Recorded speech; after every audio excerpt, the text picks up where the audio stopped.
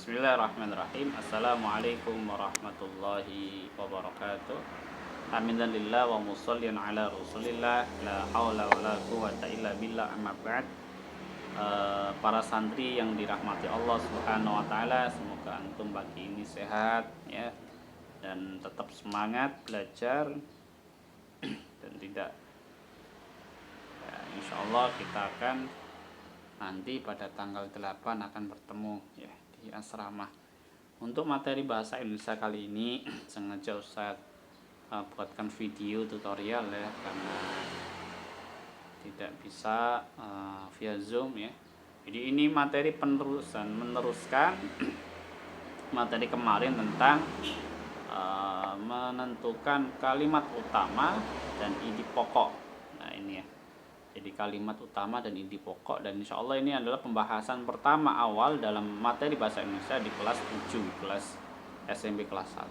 Nah, kenapa materi ini penting? Tentu adalah supaya antum ya bisa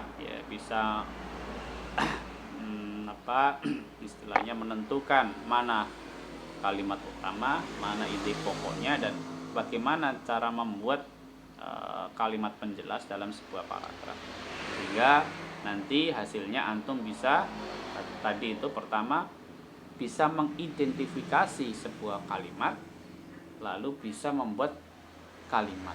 Nah ini penting ya. Jadi ibaratnya adalah dasar utama bagi siswa untuk nanti ke depan bisa menulis ya, kemampuan menulis insyaallah. Nah, Ustadz awali ya dari materi ini. Nah, ini ya. Jadi kalimat utama, apa sih kalimat utama? Kalimat utama di sini itu bentar ya.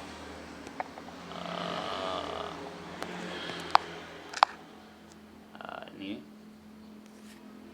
kalimat utama saya besarkan ya, adalah kalimat yang berisi pokok pikiran utama atau ide pokok utama dan menjadi dasar untuk mengembangkan paragraf. Ini kalimat utama. Jadi ibaratnya adalah dasarnya untuk membuat sebuah kalimat. Nah, ini kalimat utama. Nah, biasanya kalimat utama ini bisa terletak di awal, bisa terletak di tengah, bisa terletak di akhir.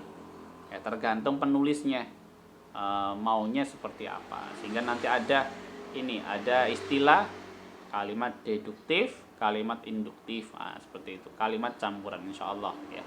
Lanjut, ini di dalam sebuah paragraf itu ada ada kalimat utama dan ada kalimat penjelas ya. Pertama utama, ibaratnya utama itu kepalanya, penjelas itu badannya ya.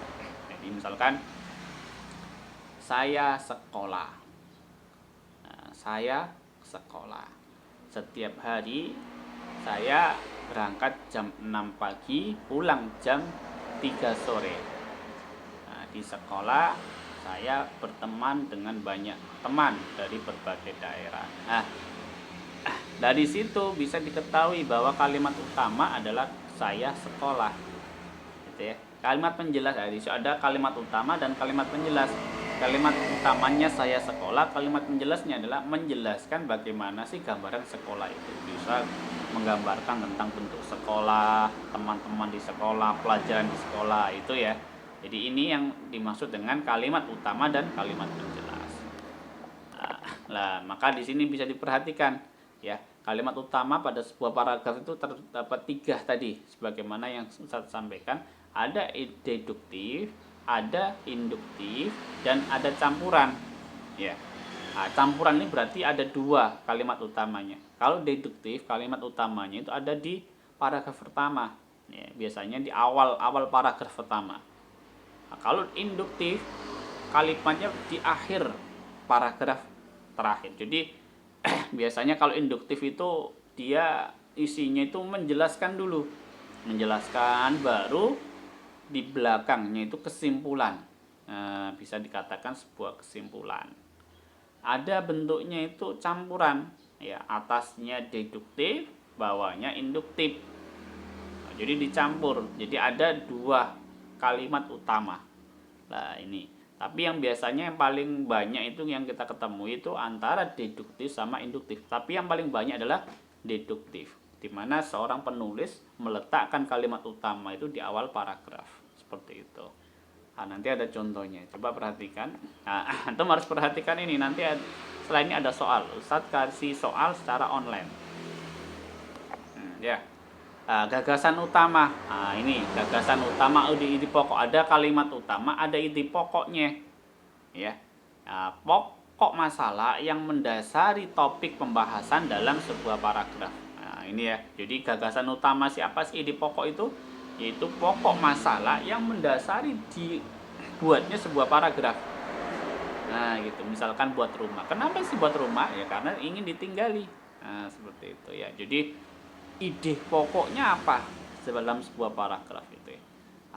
Apa aja yang dalam isi paragraf itu? Ada kata-kata kunci dalam kalimat utama bersifat implisit.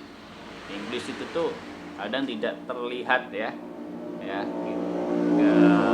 Nggak terlihat kecuali dengan identifikasi. Kecuali diperhatikan benar apa sih ide pokoknya. Ide pokok itu berarti apa? Ide pokok itu yang mendasari kalimat utama. Nah, seperti itu. Paham ya di sini? Ide pokok itu ada ide pokok, ada kalimat utama, ada gagasan utama, ada penjelas. Nah, ini harus ya. Ada kalimat utama, ide pokok, kalimat penjelas. Ini 3 istilah ini antum harus pahami dulu ya. Ini coba ini ini penjelasan ya, tadi ya ada 3 paragraf. Deduktif, induktif, campuran. Kalau deduktif itu kalimat utamanya adalah kalimat penjelas. Kalimat penjelas. Ini strukturnya. Pertama kalimat utama.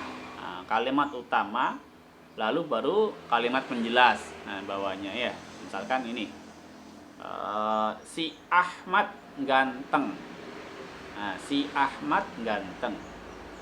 Dia punya rambut panjang. Telinganya lebar, hidungnya mancung. Misalnya gitu. Maka kalimat utamanya si Ahmad ganteng. Ide pokoknya apa? Si Ahmad. Nah, ini ya. Nah, ini si Ahmad. Karena yang melatar belakangi terbentuknya kalimat ini adalah Ahmad. Nah, jadi penjelasnya apa? Tadi itu hidungnya mancung, telinganya lebar. Itu kalimat penjelas. Nah, berarti dia itu termasuk deduktif. Kalau induktif, berarti di bawahnya kalimat penjelas dulu, baru kalimat utama. Ya, seperti itu ya. Kalimat campuran tadi, sebagaimana yang saya sampaikan, kalimat penjelas, campuran, yaitu kalimat utama, kalimat penjelas ditutup dengan kalimat utama. Nah, itu ya. Nah, coba sekarang contoh, perhatikan contoh. Nah, ini ya. Pengelola Taman Mini Indonesia Indah memperkirakan sebanyak 400.000 pengunjung hadir menjelang tahun baru 2019.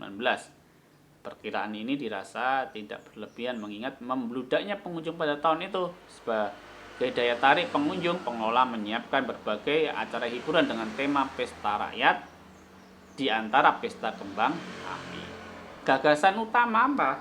Kalimat utamanya apa? Maka ini termasuk kalimat indeduktif. Yaitu apa? Yaitu pengelola Taman Mini memperkirakan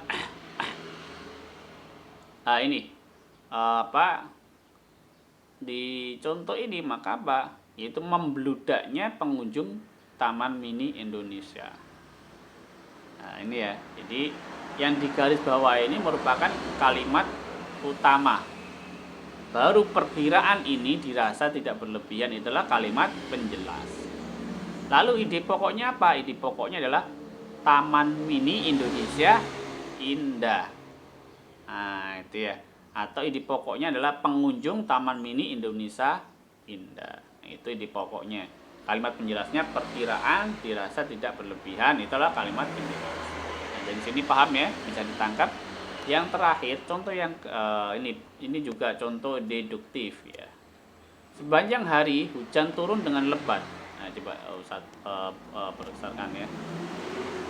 Sungai mulai meluap, di mana-mana terjadi banjir, bahkan banyak pohon yang rubuh dan tumbang. Rupanya musim hujan sudah mulai tiba. Ini kalimat induktif. Nah, coba mana ide kalimat utamanya, nah, karena ini induktif maka bisa pasti dipastikan bahwa kalimat utamanya di terakhir. Nah, di mana yaitu yang digaris bawahi, rupanya musim hujan telah tiba. Nah, musim hujan telah tiba ini mengakibatkan apa? Yaitu hujannya turun dengan lebat, air sungai meluap. Nah, terjadi banjir. Itu adalah kalimat penjelas dari kalimat utamanya, musim hujan telah tiba. Ide pokoknya apa? Musim hujan. Nah, ini mudah ya. Jadi ide pokoknya musim hujan, kalimat utamanya rupanya musim hujan sudah mulai tiba. Kalimat penjelasnya sepanjang hari hujan turun sampai terakhir roboh dan tumbang. Nah, ini ya. Jadi insya Allah mudah. Jadi ada 3 istilah. Kalimat utama, ide pokok, dan penjelas. Nah, maka dibentuk dalam sebuah paragraf 3 bentuk tadi. Deduktif, kalimat utamanya di atas ya. Induktif di bawah, campuran atas dan bawah. Ini ya. Insyaallah setelah ini antum bisa ulangi lagi video ini. Setelah itu antum jawab soal di link berikut ya. Jazakallahu khair. Saya akhiri, wassalamualaikum warahmatullahi wabarakatuh.